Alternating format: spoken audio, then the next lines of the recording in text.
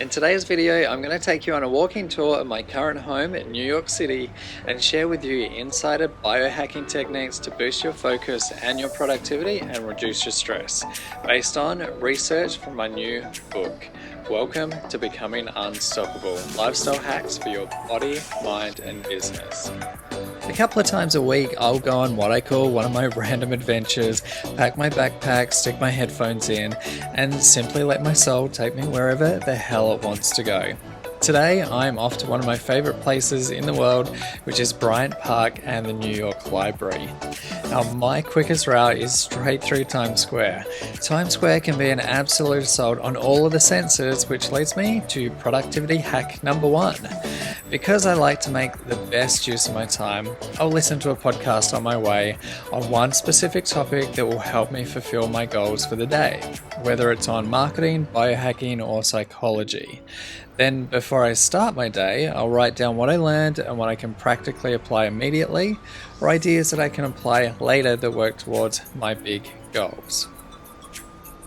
I always make sure that I've got a good pair of Bluetooth headphones on hand. I like either Beats or Jaybirds, ones that can block out the ambient noise. I mean, you don't want to overload all of your senses before you start working on a major project that requires all of your attention. On my random adventure days, I'll work from a couple of different locations and use the walk from one place to another as a pattern interrupt between one major task and another. Now, the mental break helps to alleviate stress, not to mention the benefits of physical activity on the brain. Different types of exercise benefit specific brain functions. Lifting weights assists the prefrontal cortex of the brain, complex thinking, reasoning, multitasking, and problem solving. Yoga helps the frontal lobe and helps integrate thoughts and emotions. High intensity interval training focuses on the hypothalamus and appetite regulation, cravings, and addiction. I typically start my day with a weight or CrossFit workout, depending on my current goals and schedule. Now, here we are at Bryant Park in the heart of New York City. This park is rich in history. In fact, it used to be the main reservoir for the city. Underneath the park is the New York City Library Archives, and there's a secret escape route around the park.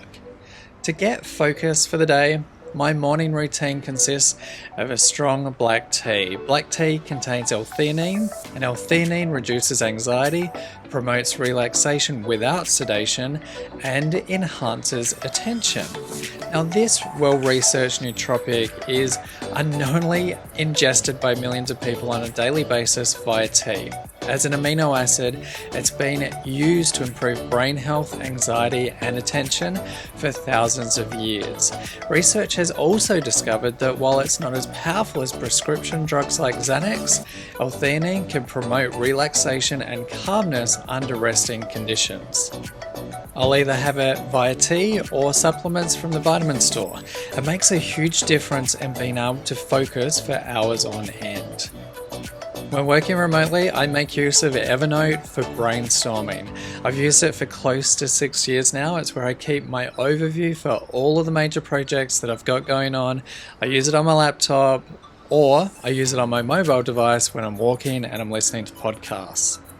My next biohack is to use a device called touch points. They're used in the treatment of ADHD, PTSD, autism, anxiety, and phobias, and they're especially useful when you're stressed out. They are 2 watch-type wearable devices that you wear on each wrist or clip to your belt, and they use what is called bilateral alternating stimulation, which provides gentle haptic micro vibrations that interfere with your body's stress response. Now, it was invented by neuropsychologist Dr. Amy Serin and brought to market by CEO and co-founder Vicky Mayo. And when they're turned on, the alternating stimulation from the touch point shifts you back into the logical, rational mind if you've been in the primal, fear-based mind. And one study shows that they reduce stress by 70% in as few as 30 seconds. I experimented with these devices while researching my new book, Unstoppable. Now we're off to the New York Library. It's one of my favorite places to work from in New York City. The architecture here is absolutely stunning. It's not hard to feel inspired by this place. The library, of course, was featured heavily in the first Ghostbusters movies, one of my favorite movies as a kid. The great thing about the library is that it's got free entry and you have several locations inside that you can work from. There's also free Wi-Fi, which is critical, especially if you're working remotely around the US. And of course, you also have PowerPoints at the tables, as well as clean bathrooms, which can be a real rare find in this city. The library sits on 42nd Street between 5th and 6th Avenues, and it's a short walk from Grand Central Station. It was one of the biggest marble projects in the US at time of construction, and you'll get amazing views of the New York skyline from the incredible windows that frame the streets and the skyscrapers outside. One of the best known rooms is the Rose main reading room, which we're about to enter. Now, the Rose main reading room was recently designated as an interior landmark. It's always busy, but you'll always find a seat. Thankfully, they have really strict rules about noise. It's incredibly quiet in there, except for the tourists coming in at one end, but even they get told to quiet down from time to time. I love to sit here for hours just writing, and there's nothing better than removing yourself from your everyday environment for some inspiration. If I ever find I'm stuck on a specific challenge, I simply move locations to create what is known as a pattern interrupt. Now, there's no better pattern interrupt than an environment that inspires you to create and brainstorm. The second pattern interrupt that I apply, other than the touch points, is to change the music that I'm listening to. Music can subconsciously reinforce an old negative identity, or even a positive one. So think back to the music that you were listening to when you were a teenager. It can bring about instant confidence, or it can send people into despair due to the neurological connections that were formed when you were listening to it the first time. So if I'm ever really stuck or frustrated, I'll play the silliest 90s song that I can find that will snap me out of it and provide that pattern interrupt. When moving locations, be sure to take some time to think about something completely unrelated to what the current projects that you're working on are. We need to have these mental breaks throughout the day so we can sit and focus for hours on end without getting frustrated.